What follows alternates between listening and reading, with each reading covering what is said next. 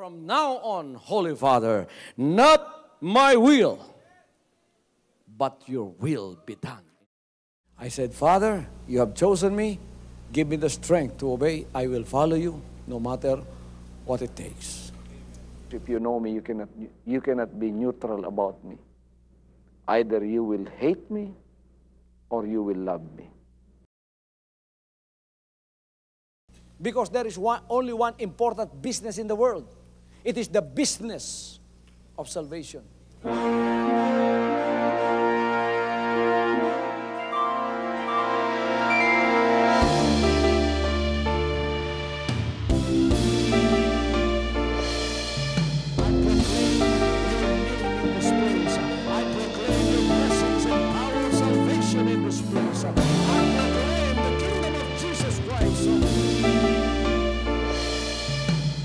As I am concerned, and as far as the work of God is concerned, we have reached the end.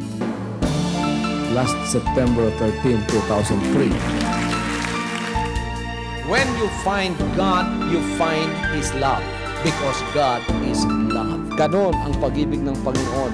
Walang katapusan na yan ay bumabalik-balik sa atin. If you want to receive, you have to give. Receive it by faith and say, Lord, I will touch up.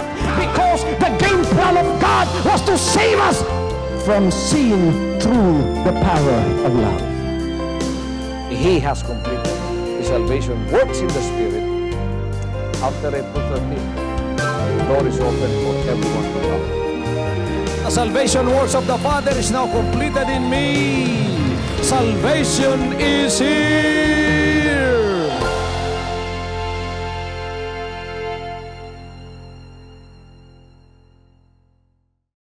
Sigurado ko na lang na sa mga sandaling ito, walang isa man sa inyong nakaupo dito na walang problema. O sa inyong mga nanonood na wala kayong problema. Isa sa mga bagay na ginawa ng Diyos sa inyong buhay na natunghayan ninyo ang programang ito ay sapagkat naghahanap kayo ng solusyon sa inyong problema. You keep on flicking your remote control until you came across this program called The Hour of Truth. You've seen me preaching through television and it caught your attention and it made you stop your searching for other channels. And you begin to listen to the words of God until before you know it, your heart have already been opened and the Word of God is lodged in it and it germinated and it began to grow and it attracted you to the salvation of the Lord. In other words, the Lord loves you. In other words, the Lord made a way for you to find out that the real meaning of life can only be found when you find the Lord and He lives in your heart.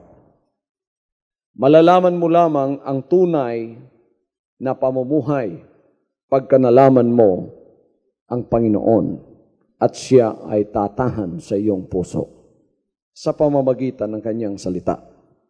Mahalaga ito sapagkat hindi tayo mawawala ng problema sa mundong ito. Palagi tayong may problema. Hindi tayo mawawala ng problema habang tayo'y naririto. Problems will always be with us. You cannot deny the fact that this world is full of problems. Many are man-made. Many have been sown by the devil. When men fell from the grace of God, and some of those problems have been created by us. But you cannot deny the fact, whether it is man-made, you made it, the devil made it, problems are here to stay. Wala tayong magagawa, hindi natin maaaring baguhin ang sitwasyon ng ating buhay. That's a little bit gloomy when I say that because problems many, many times are not welcome in our lives, especially if they are problems that makes us so burdened that we go into depression. But I am here to preach to you the good news or the gospel. The good news, the gospel is called the good news because the Lord will not leave you in depression or alone in your problem. The Lord will make a way for you. He will make a way for you. Gagawa ang Diyos ng paraan. Na sa kalagitnaan ng iyong problema, bibigyan ka niya ng pamamaraan sa buhay. Na pagkatapos matanggap mo ang pamamaraang yan, ang problema ay liliit. Na kahit 1,000 problema pa ang umatake sa buhay mo, ang kapangyarihang ibibigay ng Diyos ay sapat upang malampasan mo ang lahat ng yan. Hallelujah! Maraming Kristiyano ngayon, ang problema nila ay ang panahon. Ang pagsamba sa Diyos at ang pagbibigay luwalhati sa Kanya sa panahong ganito ay isang pribilehyo ng pagpapala. You are blessed when you come into the house of God. Give your thanks unto Him, pray to Him, listen to the words of God, and worship with the people of God. That is a privilege that not many people do have. Only those that have been bought by the blood of Jesus Christ. And you are here today enjoying that privilege by just maybe raising your hands and say, praise the Lord, or hallelujah. That means praise be to God. Or just by sitting there and enjoying, listening to the words of God, which makes you feel the spiritual refreshing that you need, that you cannot find anywhere in the world. That's a rare privilege. Not many people do have that. At tayo ay bahagi ng pagpapalang yon na tinatanggap natin ang mga salita ng Diyos na walang humpay sa ating buhay. Pinapasalamatan natin siya sa mga panahong yan. Ngunit marami ngayon ang mga Kristiyano na hinahadlangan ng kaaway na hindi nila natatanggap na patuloy ang pribilehyo ng pagsamba sa Diyos upang lumawak at lumago at lumalim ang kanilang pananampalataya sapagkat napakaliit ng kanilang problemang hindi malampasan. Yan ay problema lamang ng panahon. Pagka medyo maulap, sinasabi nilang, hindi ako makapunta ng panambahan ngayon sapagkat masama ang panahon, baka umulan at ako'y magkasakit. Pagka mainit naman, sasabihin namang mainit sa bahay-sambahan, baka ako'y pawisan, magkaroon ako ng pneumonia. Pagka naman linggo, magandang panahon, hindi mainit, hindi maulap, masakit naman ang ulo. Hindi ako makapunta, masakit ang ulo ko. Natataon pa namang nasasakit ang ulo niya pagka oras na ng panambahan. Pagka tapos ng panambahan, yung kanyang sakit ng ulo ay nawawala. Ito ay atake ng demonyo sa buhay mo upang hindi mo matanggap ang lubusang pagpapala na kanyang ipinangakong tatanggapin mo. You cannot receive the fullness of the blessings of God if you stay home during Sunday or during the day in which the people of God gather themselves together in the holy house of God to listen to the words of God being preached to them. Hindi ka maaring pagpalain yan. I appreciate you listening to me and viewing me on television. Yun po ay panimula na ang Diyos ay kukunin kayo sa inyong pagkakatali sa masamang espiritu. Ngunit huwag po kayong manatili na kontento lamang hanggang telebisyon na hindi tayo magkikita. Humanap kayo sa pinakamalapit na extension ng the kingdom of Jesus Christ.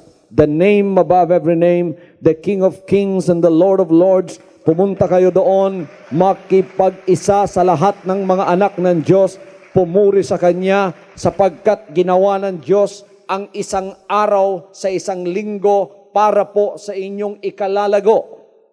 There is no satisfaction except spiritual satisfaction that comes first. Kaya sinabi niya, seek you first the kingdom of God and His righteousness, and all these things shall be added unto you.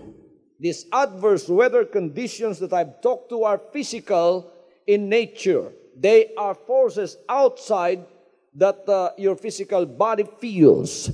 But when the Word of God comes into you, it gives light to your heart. It gives you direction. Physical forces outside, hindi na po considered yon ng iyong spiritual na pananampalataya. Hindi na considered ang time. Hindi na considered ang oras. Anumang panahon, anumang mga kalagayan ng iyong pamumuhay. Pagka oras ng pagtanggap ng pagpapala sa pamamagitan ng salita ng Diyos, tayo ay naroroon at walang hadlang na maaaring itapon ng demonyo na makahadlang sa pagtanggap natin sa pagpapalang yan.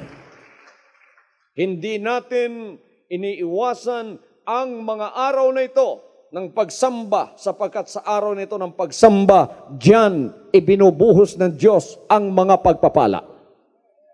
Itong napapakinggan ninyong mga salita ng Diyos ngayon, hindi lang ninyo nalalaman kung anong ginagawa niyan sa inyong buhay. Pinagpapala kayo. Kaya sabi ng Panginoon, mag-ingat kayo kung ano ang inyong napapakinggan. Mag-ingat kayo kung ano ang pumapasok dito sa inyong mga tenga, sapagkat yan ay magkakaroon ng bunga di magtatagal. I would like to expound to you a spiritual truth. Your body is like soil in the sight of God. Parang lupa ang iyong pag-iisip at ang iyong puso. Yung salita na naririnig mo sa labas, sa akin, sa salita ng Diyos o kanino man, yan ay mga binhi na itinatanim sa iyo at yan ay tutubo at aanihin mo isang araw. Kaya't mahalaga, sabi ng Panginoon, at ingatan ninyo kung ano ang inyong napapakinggan. Bakang napakinggan ninyo puro mga negatibong bagay at pinapasok ninyo sa inyong puso at isipan. Someday, those words will grow and they will bear fruit and you will harvest those fruits. Kaya ingatan mo kung ano ang pumapasok dyan. Pagka negatibo, bunga ng laman na mga salita, huwag mong papasukin. Pagka yan ay kagalitan, huwag mong papasukin. Ano ang bunga ng kagalitan na naitanim sa iyo? Pag-aaway. Pagka yan ay kahirapan na pinuputol ang relasyon mo sa Diyos na hindi ka mananampalataya sa Kanyang banal na salita, naging negatibo ka. Ano ang aanihin mo?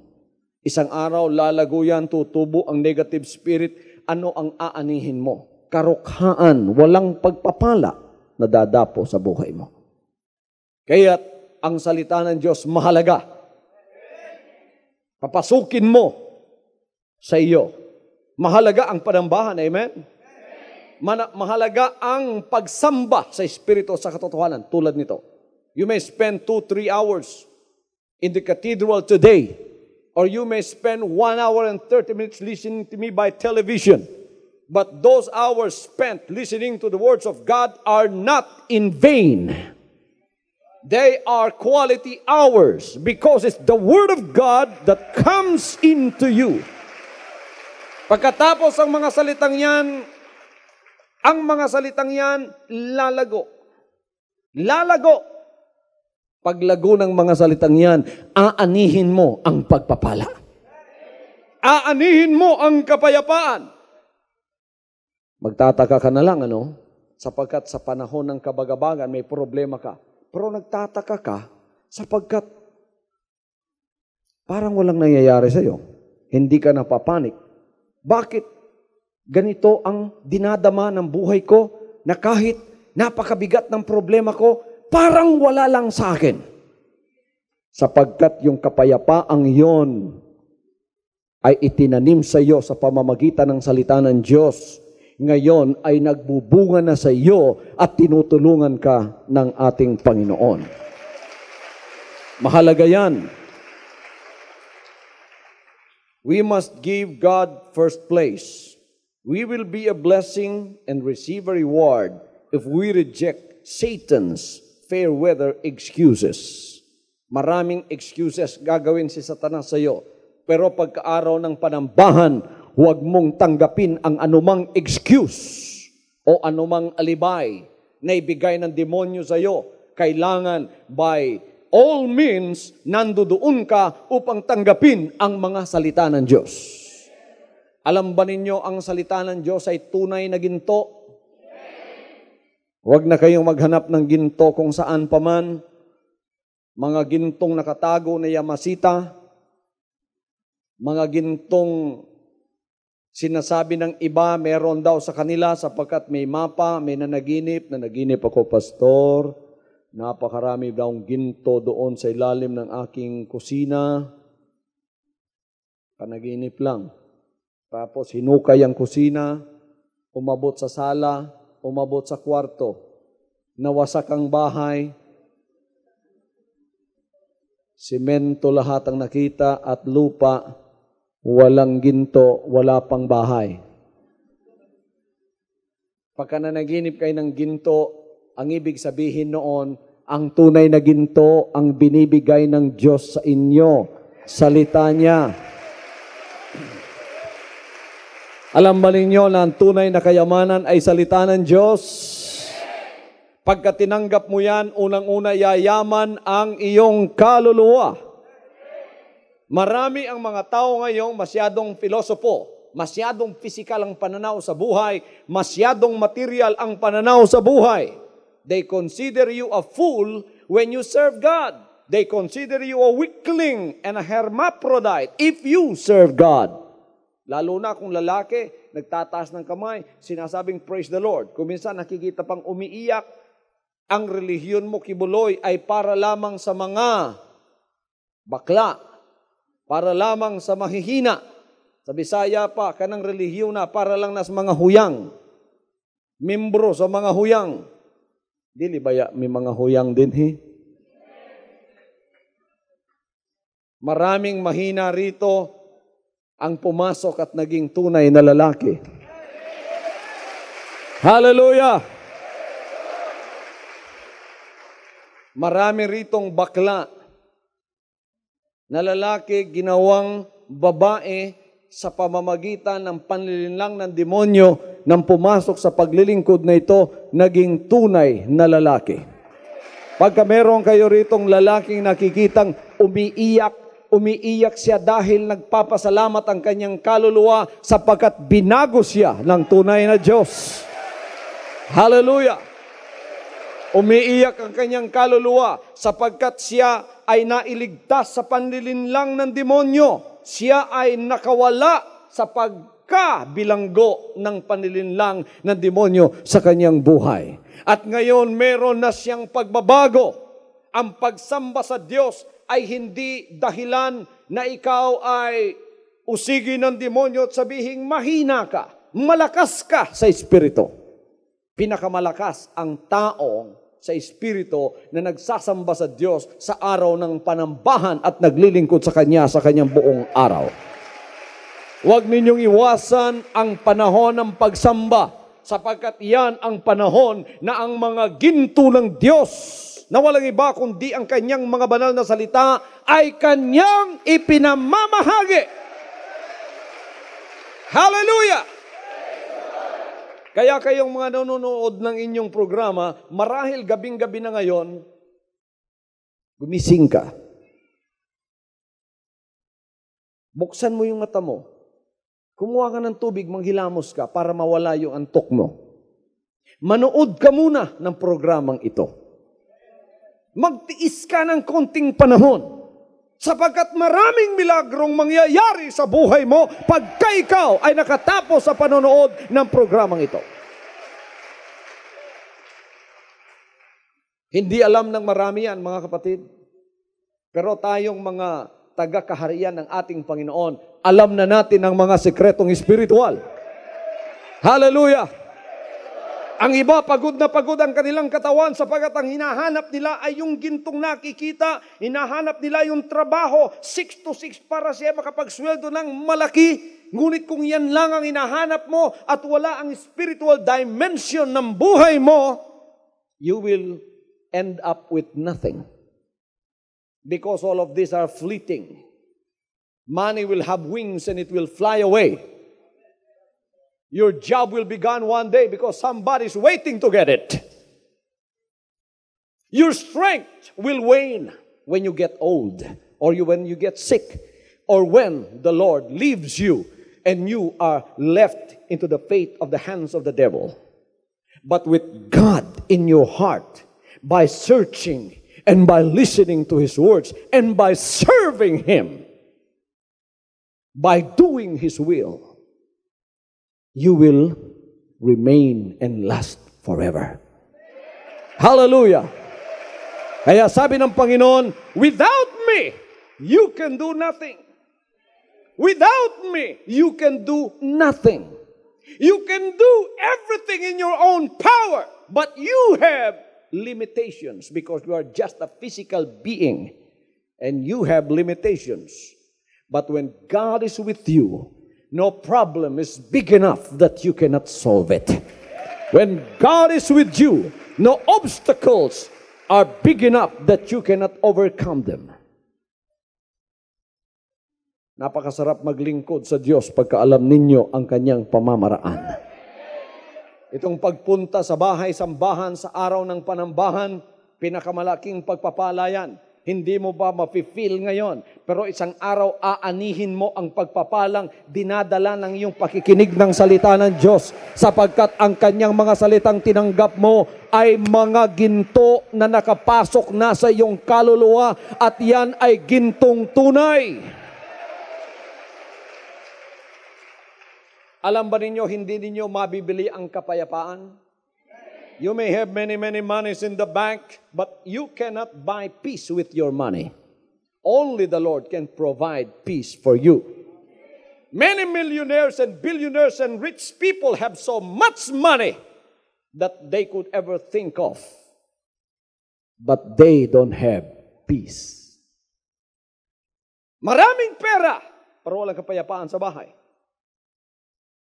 Walang pag-ibig sa kanilang bahay. You cannot buy love. You cannot buy peace. You cannot buy serenity. You cannot buy security. Only the Lord can provide that. And you are wise enough to serve Him and to come to Him and listen to His words. Accept His words unconditionally in your hearts. Kaya ngayon, inaani naman ninyo ang pagpapala. Nakakatulog kayo ng mahimbing, ano man ang mangyari, ang seguridad ng Diyos ay nasa sa buhay mo at meron ka pang kapayapaan. Whether it's just a very small thing, but it can hinder your blessings to God. Meron pang isang bagay na maliit, na napakaliit, pero kuminsan nagiging problema. Meron ba kayong mga pitaka dyan? Ako, kaya wala akong pitaka eh.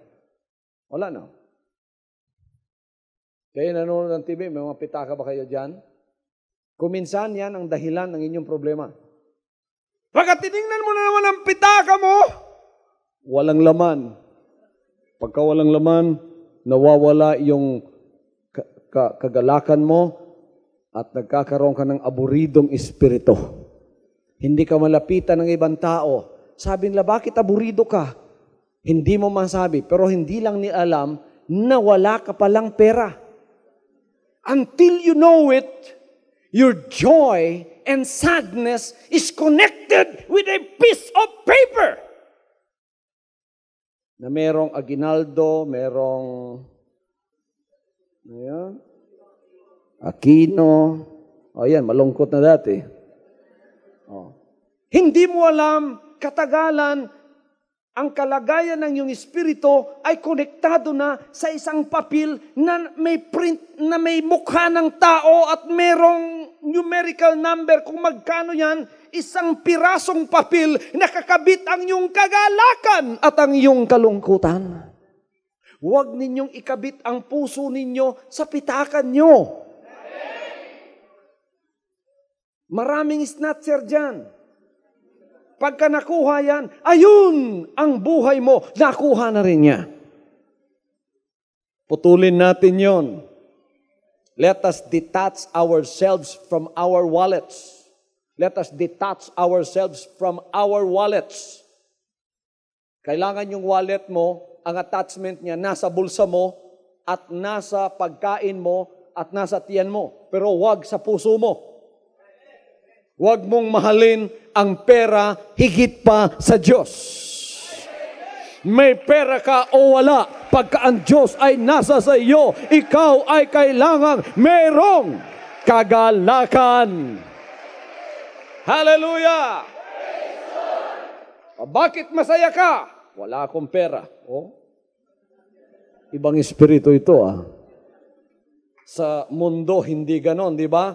Kaya huwag kayong magpadala sa espiritu ng sanlibutan. Kaya ang lahat by hook or by crook hinahanap ang pera sapagkat yan ang source ng kanilang kagalakan. Many people sell themselves because of the love of money. Many women sell their flesh because of the love of money. Many people kill other people because of the love of money. It's the love of money that circulates in the world. And let us not become affected of that kind of a spirit. Because we have another spirit and we live in another world. We live in another kingdom. The kingdom of the Lord. Money is never the concern. Hallelujah! Money is never a concern in the kingdom of God. Wala, hindi concern dito yan. Sapagkat maari mong ipalabas yan sa pamamagitan ng iyong pananampalataya. Do you know that you can create money? O baka naman, gagawa kayo ng isang makina, tapos magpiprint kayo ng fake money. Maaari pala tayong gumawa. Hindi ganon ang ibig kong sabihin. Sa pamamagitan ng iyong pananampalataya, maaari mong gawin ang isang bagay na hindi magagawa ng tao. We have a God who is the creator of everything. And our God who is the creator of everything has called us into this kind of a relationship that we became His children and He became our Father. And being our Father and us being His children has been given to us the inheritance that other people don't have. That is, we became co-creator with our God. He created everything by the word of His power. Alam niyo, ang Diyos gumagawa sa pamamagitan lamang ng Kanyang salita. Inuulit-ulit ko ito at kailangan i-master ng lahat ng mga taga-kaharian ng Diyos ang mga bagay na ito. Ginawa ng Diyos ang lahat ng bagay sa pamamagitan ng Kanyang salita. Walang bagay dito sa sanlibutan hindi ginawa sa pamamagitan ng Kanyang salita. Sinabi niya, let there be light. The word came out from the Spirit. Let there be light. Biglang-bigla nagkaroon ng liwanag. Let there be firmament. Biglang-bigla nagkaroon ng langit. Let there be waters. Biglang-bigla nagkaroon ng tubig. Let there be. Lahat ng kanyang sinabi, lahat yan ay lumabas. Salita lang ang kanyang ginagamit. Ngayon, bilang anak ng Diyos, alam mo ba kahit nung hindi ka anak ng Diyos, gumagawa ka na rin sapagkat ikaw ay ginawa sa kanyang anyo, ngunit lumagpak ka lang sa kamay ng demonyo, kaya't ang nagagawa mo puro negative na mga bagay. Ang kahirapan, ginawa ng tao yan sa pamamagitan ng kanyang salita. Yon ay ang turong ibinigay ng demonyo sa atin. Kaya nung wala pang Diyos sa atin, lahat ng bagay mahirap. Naririnig mo palagi yan sa mga tao ngayon. Mahirap ang buhay ngayon. El Niño ngayon. Mahirap ang buhay. Mahirap ang pamasahe. Kaya, wag na ninyo kaming imbitahin. Please lang. Yung ipamasahe ko, papunta sa inyong bahay, sambahan, ibili ko na lang ng gatas ng anak ko. Kahit gatas, wala na akong pambili. Wala. Palaging lumalabas sa bibig mo, wala. Mahirap. Hindi mo alam, yung salitang yon lumalabas at gumagawa ng ayon sa sinabi mo. Kaya't ang resulta, kahirapan at kawalan. Huwag kang magtaka pag uwi mo sa bahay mo, walang bigas. Ginawa mo yan.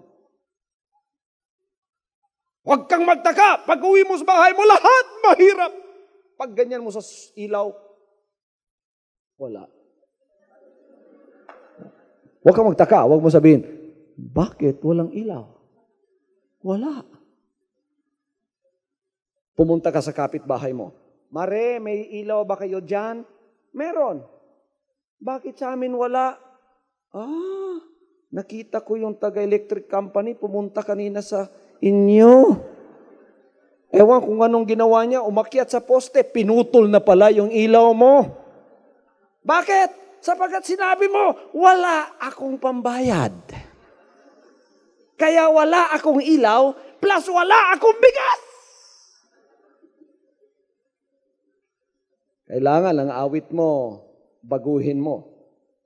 Kung yan ang iyong natutunan mula sa espiritu ng kaaway, tinuruan ka pa niya ng bagong awit. Awala-wala, awala. Baguhin mo na ngayon yan. Kaya dito, sa lugar na ito, tinuturuan ang lahat ng mga anak ng Diyos kung paanong baguhin ang ating pananampalataya. Hallelujah! Nakikita ba ninyo yung mga tunay na tinuruan sa mga salita ng Diyos? Kahit wala sila, sinasabi nila meron. Meron ka bang pera? Wala. Ang katotohanan, physically, wala. Pero sinabi ng naturuan ng mga salita ng Diyos, meron. Praise the Lord! Pagka sila'y may problema, hindi mo nakikita sa kanilang mukha. Ay, iba sa inyo ngayon, may problema, ang sarap iiyak, di ba? Sarap umiyak dahil sa problema mo. Ang sarap umikot-ikot sa sahig dahil sa problema mo. Ang sarap manuntok ng tao dahil sa problema. Pero tingnan mo, ang mukha mo, sapagkat naturuan ka ng buhay na Diyos, masaya ka pa rin. Masaya ka. Sapagkat sinabi ng Diyos, pagka may problema ka, huwag kang mag-alala. Dapat magsaya ka. Kaya masaya yung mukha mo. Alam niyo kung sino tagabigay ng problema? Ang demonyo. Ang tagabigay ng karukaan, ang demonyo. Ang gumagawa ng kawalan, demonyo. Binibigay niya sa buhay mo yan, and he expects a certain reaction from you. When he gives you poverty, he expects you to be depressed. When he gives you nothing, he expects you to bow down and sigh and say, this is it. I am poor. I'm nothing. That is the devil's expectation. But when you are taught the word of God and the devil's tactic is being sown upon you, tapos inusig ka na, masaya ka pa. Praise the Lord. Yun, hindi expectation ng demonyo. Kailangan, pagka inusig ka niya, kailangan maghiganti ka, pumatay ka rin. Pero hindi yon ang expectation na nakita ng demonyo sa iyo ngayon. Expectation na yun. Ang nakita niya, uy, masaya ito ah. Wala kang bigas, masaya pa rin. Walang lahat. Sapagkat sinasabi mo, ang Diyos ang magbibigay sa akin. Hindi ko pala nakikita ngayon, pero ibibigay ng Diyos. Alam niyo kung anong mangyayari sa demonyo? Kakamot ng ulo. Malilito siya. So may mga tauhan na nga.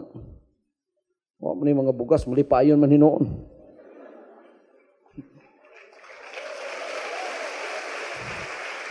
Sa maning mga tauhan na nga, imbis nga, gidabu-dabuhan ako problema, nagpista naman hinoon. Patiyawa, malibog nimo. So, you are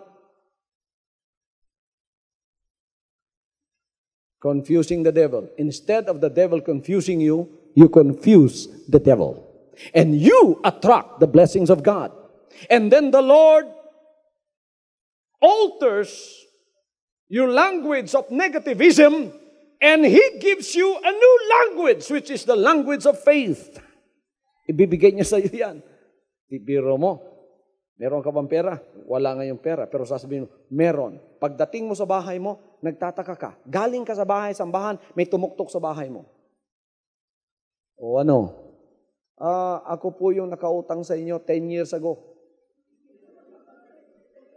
Kahit anuhin mo, hindi mo na maaalala siya. Pero ito, yung utang ko, mga 5,000 yun, hindi ko naibigay noon, 10 years ago, nalimutan ko. Pero naalala ko, meron akong pagpapala. Ito, biro mo, 10 years ago, hindi mo na siya alam, tapos binalikan ka, binigyan ka pa ng pera na hindi mo alam kung saan galing. Sapagkat sinabi mo lang, meron ka kahit wala. Kaya, meron. Hallelujah! Oh, ngayon, hindi ka nakabayad ng ilaw mo dahil wala kang pera. Pero sinasabi mo, meron. Dumating yung ahente ng Davao Light. Inanap yung bahay mo. Nalito siya. Ang napuntahan niya yung bahay ng kapitbahay. Yun ang naputulan, ikaw meron pa rin.